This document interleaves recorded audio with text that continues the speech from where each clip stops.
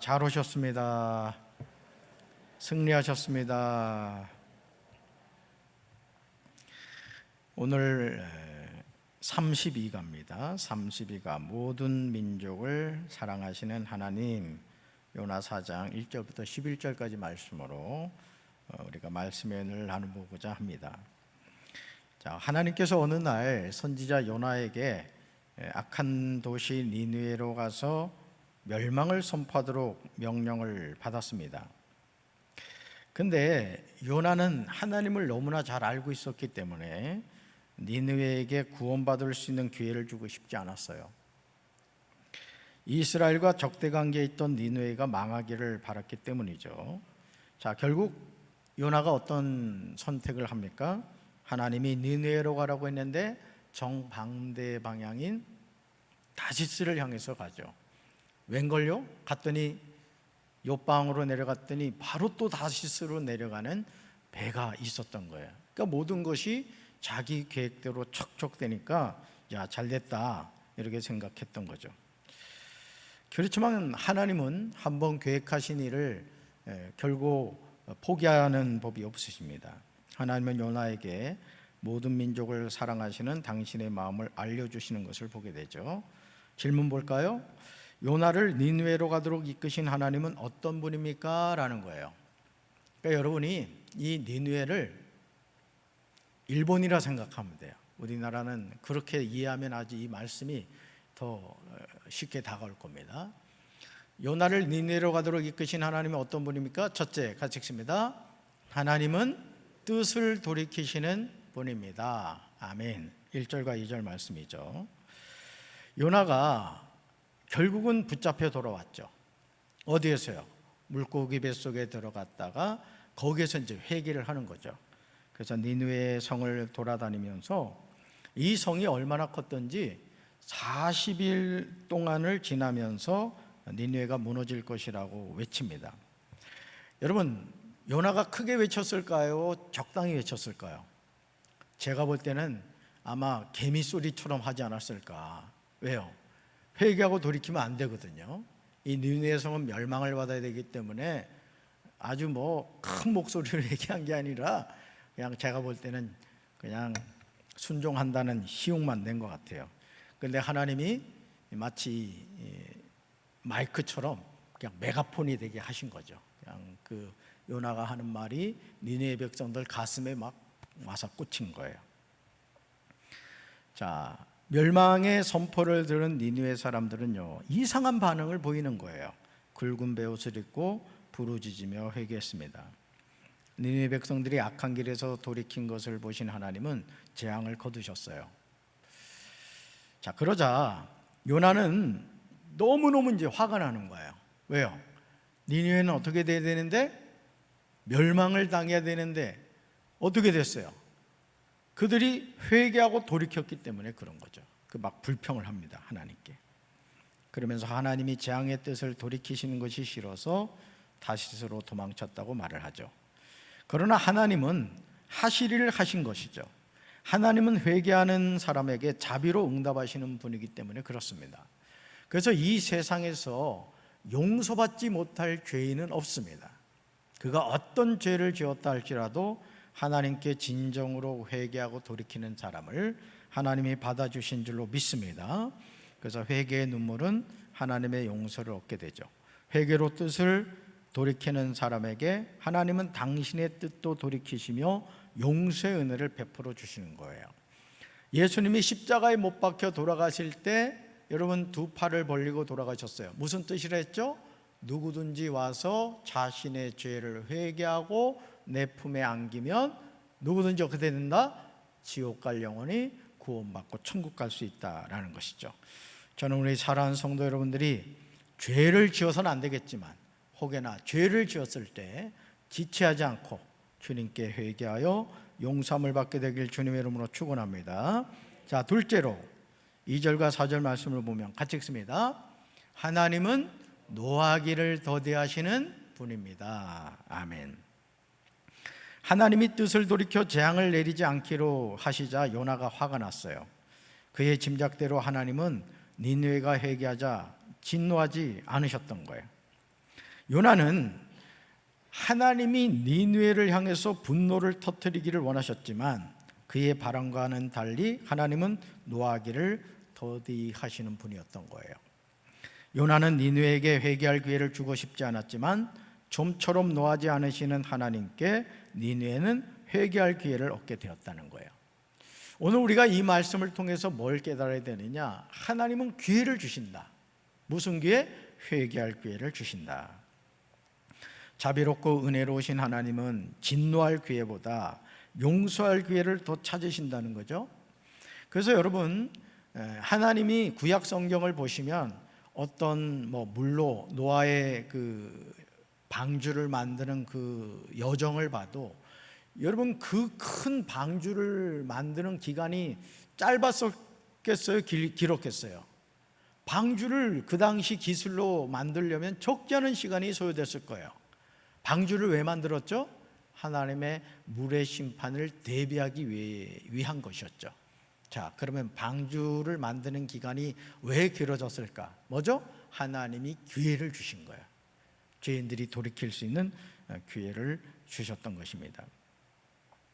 자, 그래서 우리는 하나님이 우리를 향하여 회개하기를 기다리신다는 것을 잊지 말아야 돼요. 그래서 늘 우리가 하나님 앞에 나왔을 때 자기 자신의 죄를 볼 수 있어야 됩니다.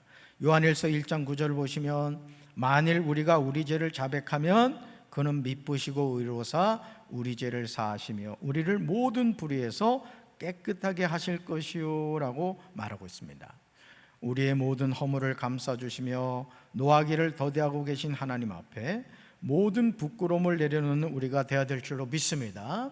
그래서 하나님의 자녀가 하나님 앞에 와서 해야 할 가장 우선적인 것이 뭐냐? 죄에 대한 회개예요. 우리가 한 주 동안도 살면서 여러분 얼마나 죄를 많이 짓습니까? 그 죄에 대해서 하나님께 고백할 수 있는 우리 성도들 되길 주님의 이름으로 축원합니다. 저도 마찬가지요. 자, 셋째 볼까요? 요나를 니느웨로 이끄신 하나님은 어떤 분이십니까? 같이 읽습니다.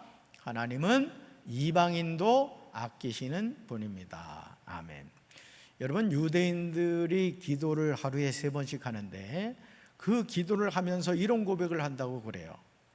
내가 이방인으로 태어나지 않은 것에 대해서 감사합니다. 이 고백을 한다는 거예요. 여러분, 이방인이란 뭘 의미하죠? 성경에서 하나님의 언약과 상관이 없는 사람이라는 뜻이에요. 자, 그런데 오늘 놀랍게도 하나님은 이방인도 아끼신다.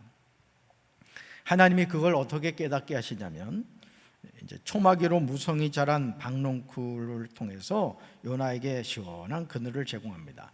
그러니까 여러분, 요나가 아마 우리 주일학교 선생님들은 기억을 하시겠지만은 그 아이들 공가에 보면 이제 언덕에 올라가 가지고 요나가 니느웨 성을 바라보잖아요. 그죠? 니느웨 성을 바라봐요. 자, 뭘 기대하면서 바라보죠? 니느웨 성이 폭 망했으면 좋겠다. 하나님 심판받았으면 좋겠다. 이런 기대감을 가지고 니느웨 성을 바라봐요. 근데 여러분, 얼마나 햇빛이 뜨겁겠습니까? 중동이니까 엄청 뜨거웠을 거예요. 자, 그랬더니 하나님이 뭘 준비하시죠? 박농쿨을 준비하셔서 이제 그늘을 이렇게 비춰 주시죠. 여러분, 뜨거운 날도 사실 나무 그늘 속에 가면은 시원하거든요. 자, 근데 하나님이 어떻게 하시느냐? 박농쿨을 그렇게 준비하셔서 그늘을 만들어 주시고 요나가 그 더위를 식힐 수 있게 해주셨는데 갑자기 벌레를 보내셔서 박농쿨을 갉아먹게 하시는 거예요. 자, 그리고 하나님이 보내신 뜨거운 동풍과 햇볕이 내리쬐게 됩니다. 자, 그랬더니 요나가 죽기를 바랄 만큼 고통스러웠어요. 그러면서 하나님께 또 불평을 하는 거예요. 박농쿨을 주셔서 그늘 주실 때는 언제고 또 이렇게 뜨겁게 하느냐고 이제 막 원망과 불평을 합니다. 그러면서 하룻밤 사이에 났다가 죽은 박농쿨을 아까워하는 요나에게 드디어 하나님이 이런 말씀을 하세요. 아직 옳고 그름을 분별하지 못하는 사람들이 12만 명이나 되고 짐승들도 수없이 많은 이 큰 성읍 니느웨를 어찌 내가 아끼지 않겠느냐. 자, 하나님은 뭘 보신 거예요? 니느웨 성의 영혼들을 바라보신 거예요. 용서하고 돌이켜야 될 죄인들, 그들을 바라보셨던 거예요. 그래서 하나님은 요나와 달리 니느웨의 이방인들까지도 아끼시고 구원받기를 원하셨다. 하나님은 지금도 모든 사람이 구원을 받으며 진리를 아는 데 이르기를 원하신다는 거죠. 그래서 제가 오늘 새벽에도 말씀을 드렸지만 좋은 교회가 어떤 교회냐, 하나님이 쓰시는 교회가 어떤 교회냐, 복음을 전하는 교회인 줄로 믿습니다. 그래서 강경제일교회가 살아있는 정말 주님이 쓰시는 교회가 된다는 건 뭐냐, 우리 모두가 생명의 복음을 전하는 그런 삶을 살아야 할 줄로 믿습니다. 하나님은 거부하는 요나를 끝까지 니느웨로 인도해 보내시고 회개하는 니느웨에게 자비와 사랑을 보여주시는 것을 보게 돼요. 요나는 하나님이 이스라엘만 사랑하기를 원하셨지만 하나님은 모든 민족을 사랑하는 분이셨어요. 여러분 사실 그렇죠? 여러분 이 땅의 모든 인류가 누구 후손이에요? 아담의 후손입니다. 사실은 우리의 원뿌리는 하나님이 에덴 동산에서 흙으로 첫사람 아담을 만든 이후에 그 후손들이 우린 거예요. 물의 심판을 통해 노아를 통해 새로운 민족을 이루셨지만 노아조차도 거슬러 올라가면 첫사람 아담으로부터 비롯되었다는 것이죠.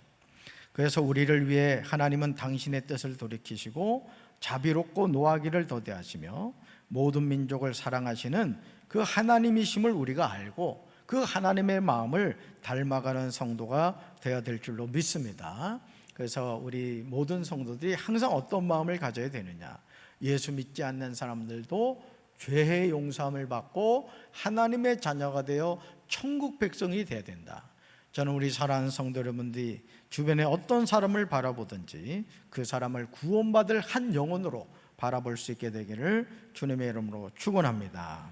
자, 묵상 질문 볼까요? 첫째, 하나님의 말씀 앞에서 나의 뜻을 돌이킨 경험이 있습니까? 라는 거예요. 자, 요나의 뜻은 뭐였죠? 요나의 뜻은 니느웨가 망해야 된다 이거예요. 근데 하나님의 뜻은요, 니느웨 백성도 구원받아야 된다라는 거예요. 자, 하나님의 뜻이 중요해요? 내 뜻이 중요해요? 대답은 잘하는데 실제로는 내 고집을 부릴 때가 많아요. 그럼 뭐 해야 돼요? 나의 뜻은 돌이켜야 돼요. 어디 앞에서? 하나님 말씀 앞에서. 그러니까 여러분이 우리가 꽁 잡는 게 매다 이게 아니에요. 하나님이 원하시는 걸 해야 돼요. 할렐루야. 그런 삶을 살아야 가야 됩니다. 두 번째, 내가 노하기를 더디하는 상황은 어떤 때입니까? 라는 거예요. 내가 노하기를 더디하는 상황이 어떤 때입니까? 여러분 2절 보시면요, 2절 하나님이 어떤 분이신가 얘기할 때 주께서는 은혜로우시며 자비로우시며 노하기를 더디하시며 인애가 크시사 뜻을 돌이켜 재앙을 내리지 아니하시는 하나님이신 줄 내가 알았음이니이다. 자, 요나가 이렇게 말하고 있는 것을 보게 되죠. 여러분, 내가 노하기를 더디하는 상황이 많죠? 가정에서도 그렇고 교회에서도 그렇습니다. 사실은 이 분노를 다스리지 못해서 사실은 살인사건이 날 때도 많고요, 또 예기치 않은 일들이 많이 일어나죠. 저는 제 자신도 그렇고 여러분도 그렇고 노하기를 더디할 줄 아는, 아니 노를 다스릴 수 있는 그런 저와 여러분 되길 주님의 이름으로 축원합니다.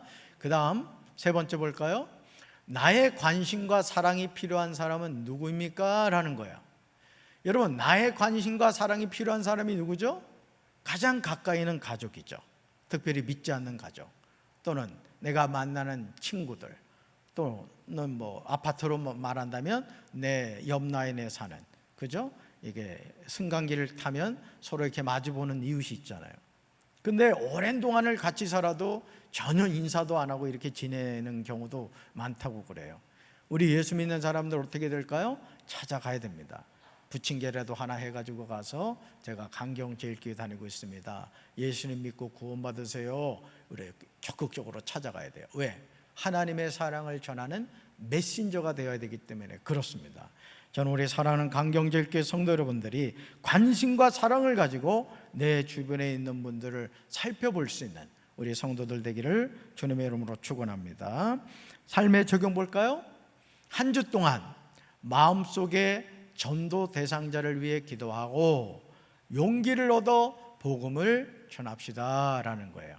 여러분들이 이 말씀을 잘 기억하시고 오늘 이제 찬양 하고 뜨겁게 이제 기도하실 텐데, 주님, 제 마음속에 전도 대상자를 붙여주세요. 이렇게 기도하셔서 주님의 선하신 도우심으로 여러분을 통해 지옥 갈 영혼이 천국 백성으로 거듭나게 되시기를 주님의 이름으로 축원합니다.